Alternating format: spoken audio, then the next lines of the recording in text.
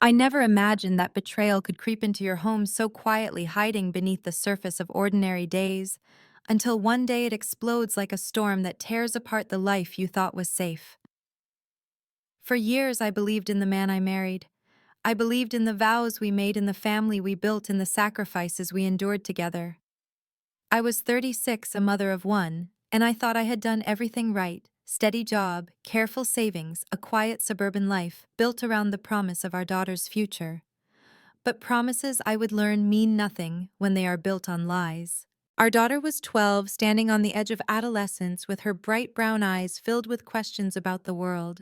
She loved drawing, loved science experiments, loved talking about the university she dreamed of attending one day. It was for her that I worked long hours clipping coupons, putting every extra dollar into her college fund. That account wasn't just money, it was hope.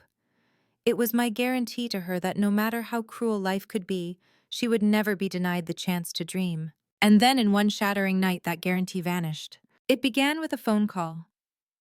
I was balancing bills at the kitchen table, the hum of the refrigerator filling the silence, when the bank's fraud department asked if I had authorized a series of large transfers. At first, I thought it was a mistake. I laughed nervously, glancing at the neat stack of envelopes beside me. No, I said, there must be some confusion. But the voice on the other end was steady, almost apologetic, as she read out the numbers. Tens of thousands of dollars gone. Our daughter's future siphoned away into an account I didn't recognize. I remember my hand trembling so hard, I nearly dropped the phone. I remember rushing upstairs, throwing open drawers, searching for statements, for proof, for some logical explanation.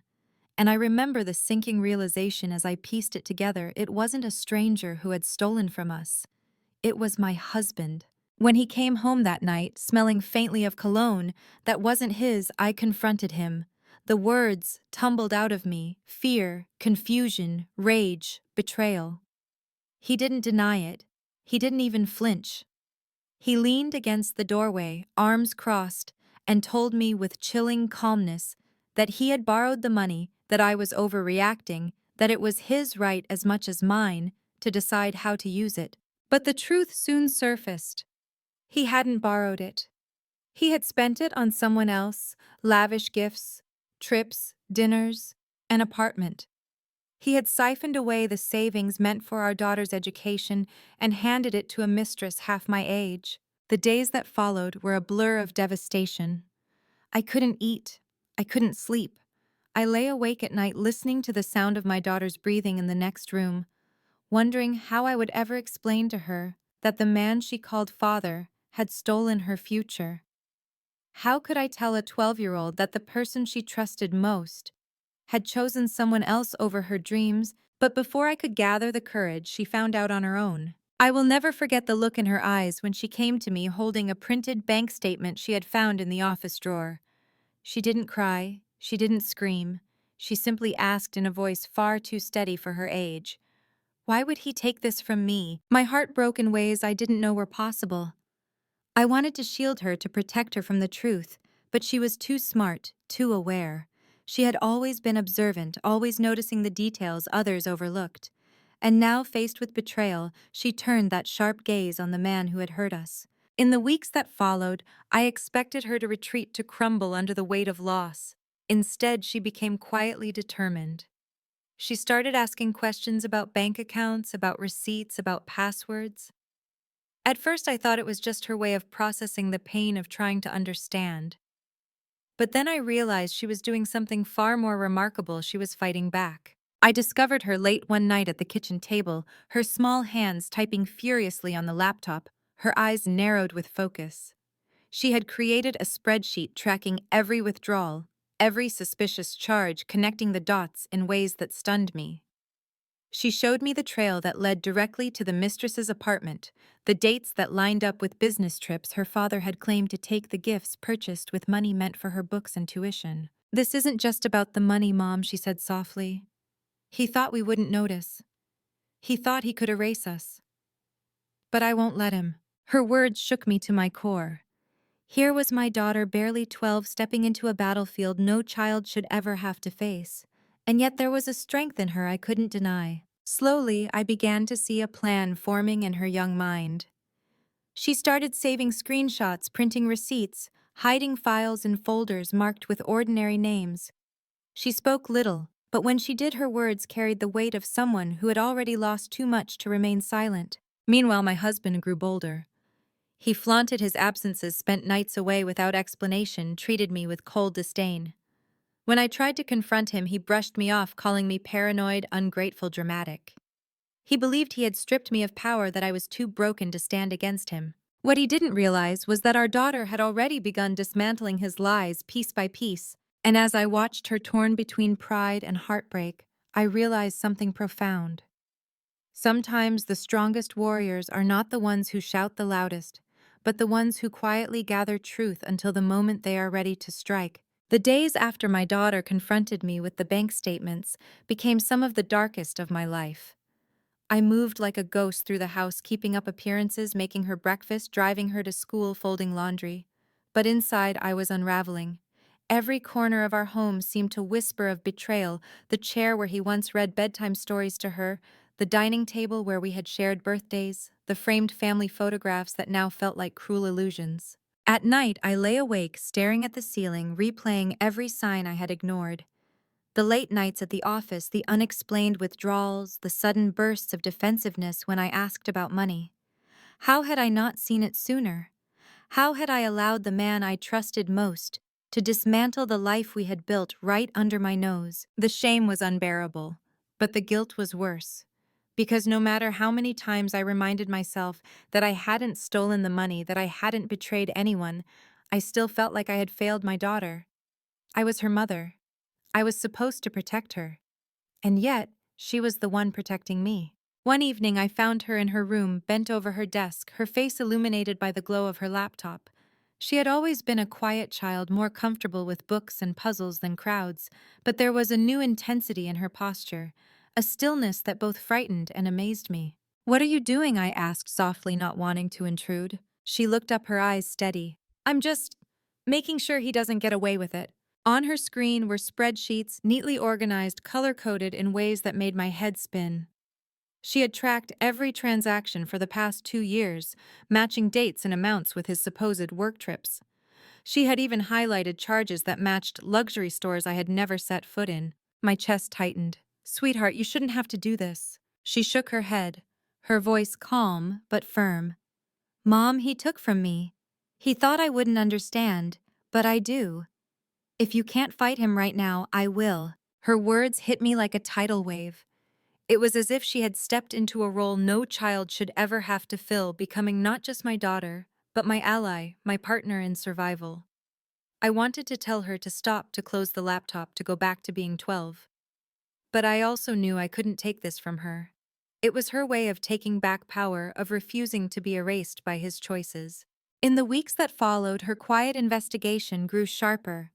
She began asking him questions at dinner, small ones that seemed innocent, but were laced with hidden intent. "Dad, how was your meeting in Chicago?"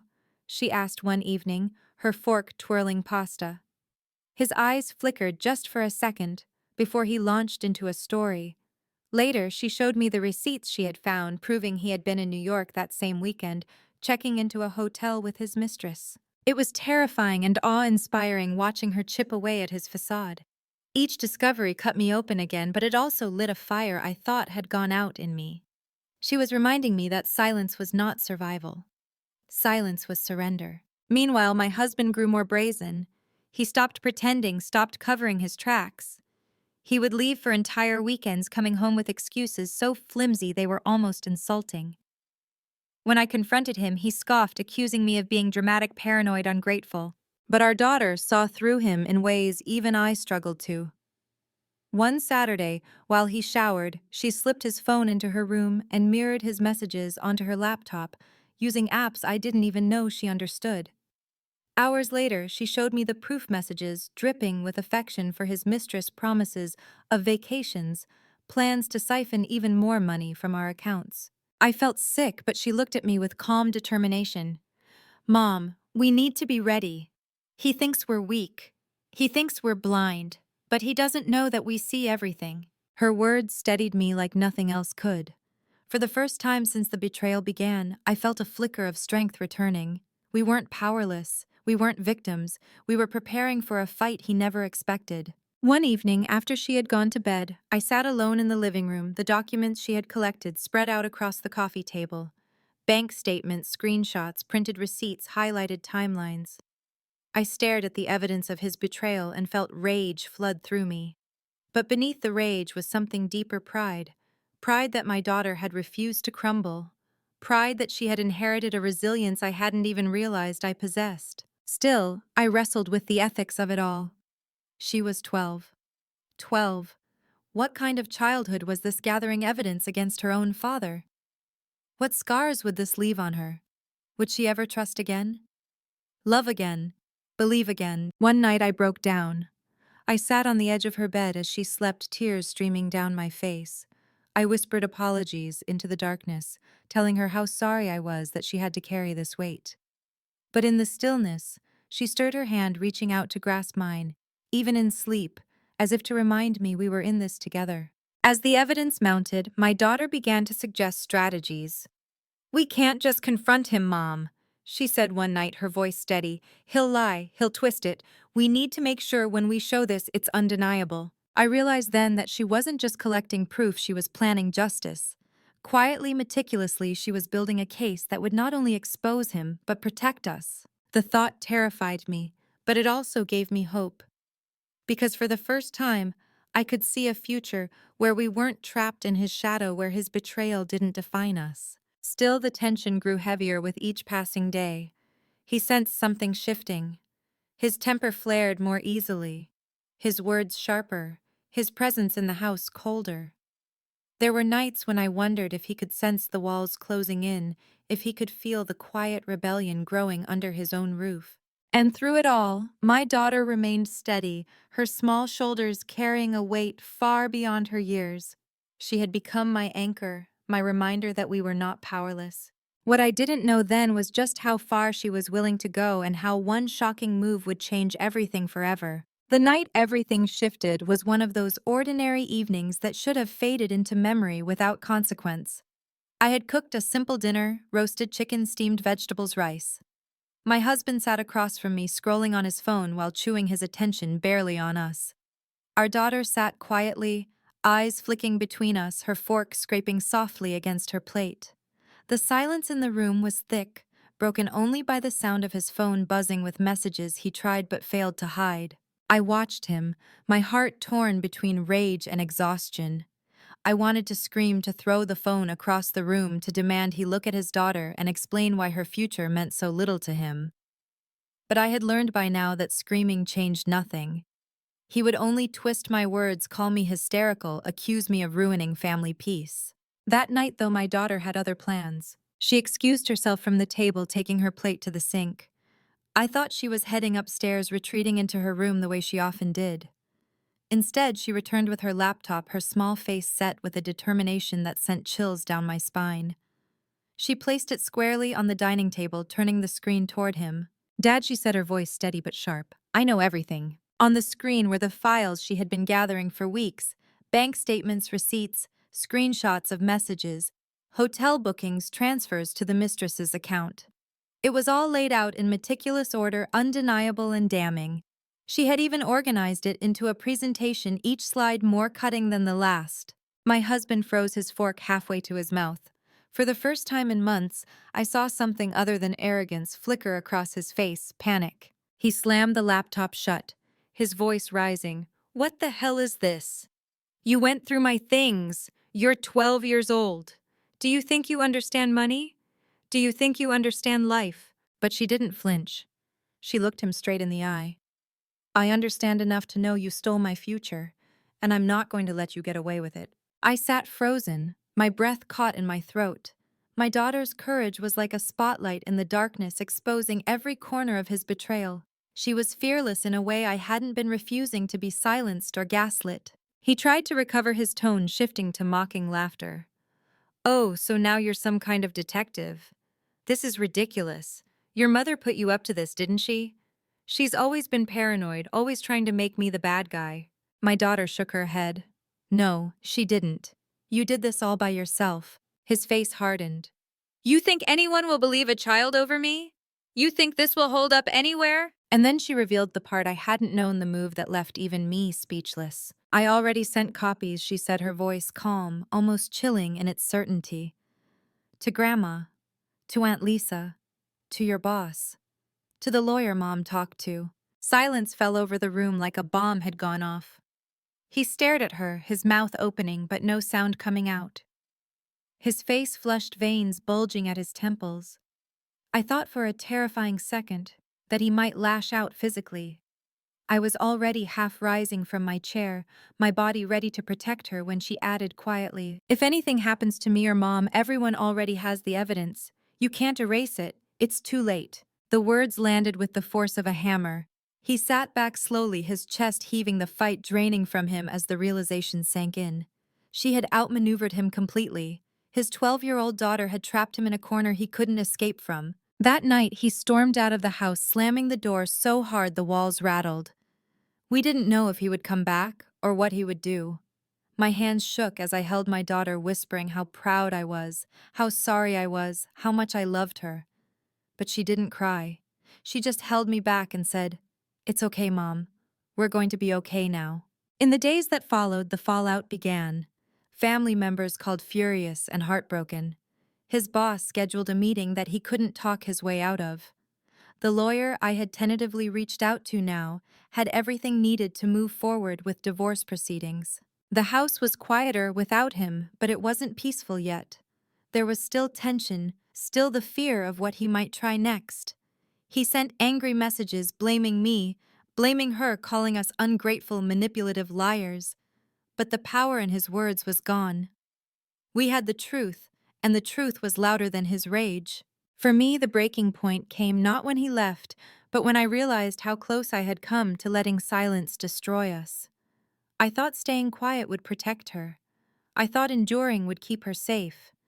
But she had shown me that sometimes survival requires confrontation. Sometimes the only way to protect your child is to stand beside her even when she is the one leading the charge. I began to rebuild my strength alongside hers. I met with the lawyer, gathered additional documents, prepared myself for the ugliness of divorce. It terrified me, but I was no longer facing it alone. My daughter and I were a team, bound not just by blood, but by the unshakable truth of what we had endured together. And beneath all the fear and grief, something unexpected began to grow inside me: hope. Hope that we could survive this. Hope that she could still have a future brighter than the betrayal she had been forced to witness. Hope that one day we could look back at this nightmare and see not only what we lost, but what we gained, the strength to rise. The weeks that followed blurred into a storm of paperwork, phone calls, and tense silences. Divorce wasn't a word I had ever imagined would belong to my story. For 22 years, I had built my life around a marriage I thought was solid.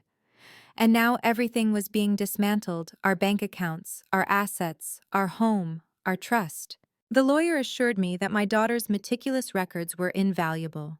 Every spreadsheet, every screenshot, every receipt she had gathered was admissible. She had done the work of investigators, carefully documenting not just financial misconduct but emotional cruelty.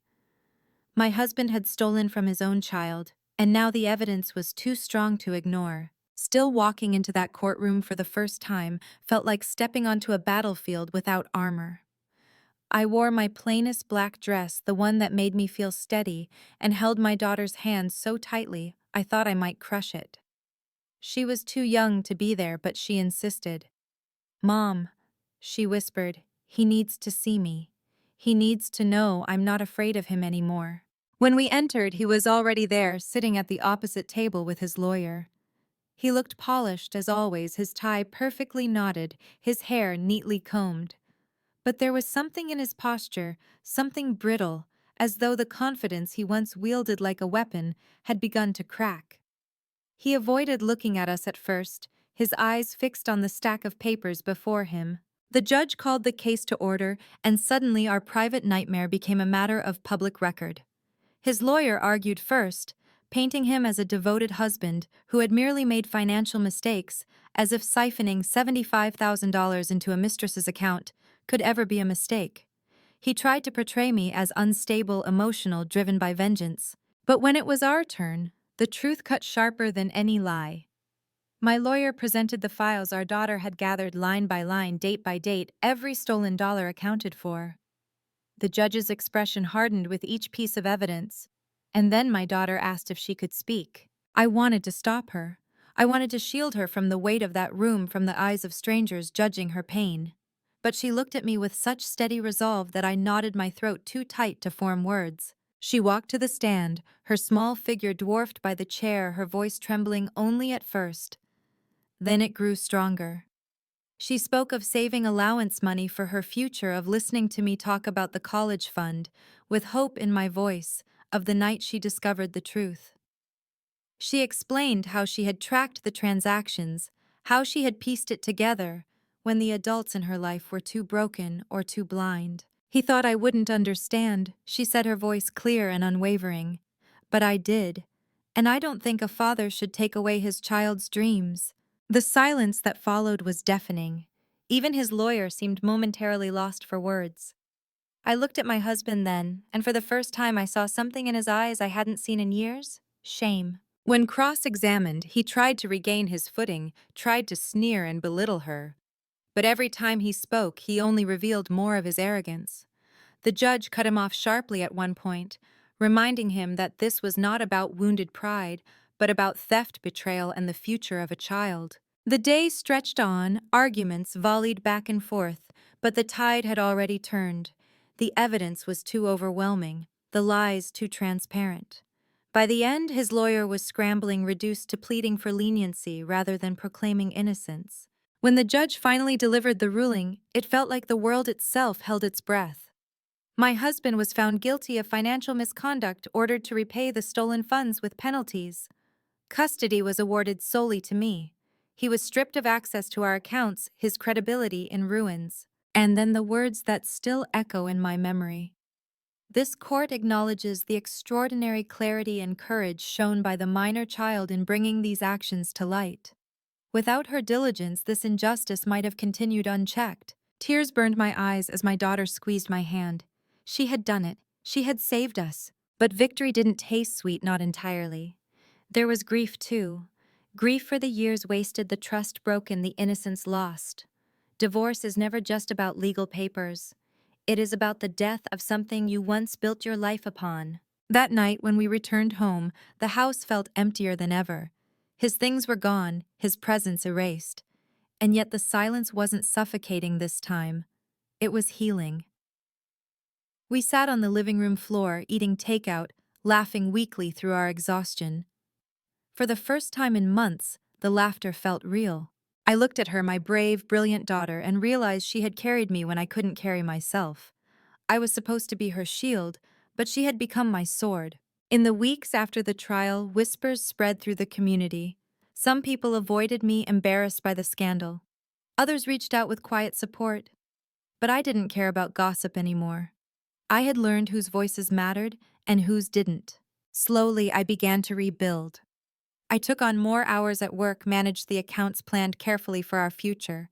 But this time, I wasn't building alone. She was beside me, reminding me every day that we were a team, that resilience could grow even from betrayal. And though the road ahead was uncertain, I felt something stir inside me that I hadn't felt in years: hope. In the months after the trial, life became quieter, but not in the way silence once used to terrify me. It was not the silence of loneliness or abandonment, but the silence of space to breathe, to think, to heal. Our home felt different without him, but instead of aching from his absence, it began to feel like it finally belonged to us. I would find myself walking through the living room and noticing how much lighter the air felt. No more tension hanging like a fog. No more waiting for footsteps on the stairs, wondering if they would bring warmth or cruelty. It was just us, now me and my daughter, two souls scarred but standing. Healing did not come in one sweeping moment of triumph. It came in small, ordinary ways. It came in the mornings when she left for school, turning back at the door to flash me a smile that said we were okay. It came in the nights when we sat on the couch with bowls of popcorn watching movies until we fell asleep. It came in the way she started doodling in her notebooks again, her dreams returning to the page as if they had only been waiting for the storm to pass. For myself, healing came in the moments I dared to dream again. I signed up for classes I had always put off, courses in financial management and writing. I told myself I needed the skills for our future, but deep down, I knew I needed them for my soul. I needed to prove to myself that life hadn't ended with betrayal. And yet, there were still nights when the pain surfaced. I would lie awake staring at the ceiling and feel the weight of everything we had lost. I grieved for the woman I used to be, the woman who trusted too easily, who believed promises spoken by someone unworthy of her faith. I grieved for my daughter's innocence, for the way she had been forced to see the cruelty of betrayal before she was old enough to fully understand love. But grief, I learned, is not the opposite of healing. It is part of it. It is the shadow that proves light still exists. One evening, as we sat together on the porch watching the sunset, my daughter turned to me with a quiet seriousness that only she possessed. "Mom," she said, "do you think I'll ever trust again? Not just Dad, but anyone." The question cut deep, because it was one I had asked myself too many times in the dark. I took her hand, holding it between mine, and answered with the only truth I had. "Yes, you will. But not because people won't hurt you, they might. You will trust again because you'll know your worth. And when you know your worth, no one can take it from you." She nodded, her eyes reflecting the fading light, and for the first time I believed my own words. In time, her father faded from our lives like a ghost that no longer haunted us. He tried, of course, to claw his way back through half-hearted apologies, through angry demands, through promises to change. But by then, we no longer needed anything from him. We had already built a life without his shadow, a life stronger because of what we had survived. There was no dramatic ending, no grand confrontation, just silence. And then eventually peace. The sweetest moment came the day my daughter received her acceptance letter to the school she had dreamed of. She burst into the kitchen, waving the envelope, her eyes shining with joy. I hugged her so tightly, tears spilling down my cheeks, knowing that the journey had been harder than it ever should have been, but also knowing she had earned every bit of this triumph. When she left for her first day carrying her backpack, with a confidence that radiated from her, I stood in the doorway and whispered to myself, "We made it." Looking back now, I realize that betrayal is not the end of a story. It is a rupture, a violent tearing apart, but it can also be the beginning of something new. Pain taught me what I was capable of. Loss revealed the strength I never knew I had. And my daughter, my brave, brilliant daughter, showed me that sometimes the ones we think we need to protect are the ones who end up saving us. So if you are listening to this, if you've ever felt the sharp edge of betrayal cut into your life, I want you to know this: it is not the end. You will grieve, you will rage, you will break, but you will also rise. And in that rising, you will discover that survival is not just about holding on. It is about finding yourself again in the ruins and building something stronger. My story is not about what my husband stole. It is about what we reclaimed, our voices, our future, our worth. And maybe that is the true justice, not revenge, not punishment, but the quiet, unshakable truth that we survived him, that we are free. If my story resonated with you, if you've ever walked through betrayal and found your way to the other side, I hope you'll stay with me. Like this video if you believe in resilience. Share it with someone who needs to hear that they are not alone. Subscribe if you want to hear more stories that shine a light on the darkest corners of family love and survival. And please leave me a comment. Tell me the moment you realized you were stronger than what tried to break you. Because sometimes speaking your truth is the final step in taking your power back.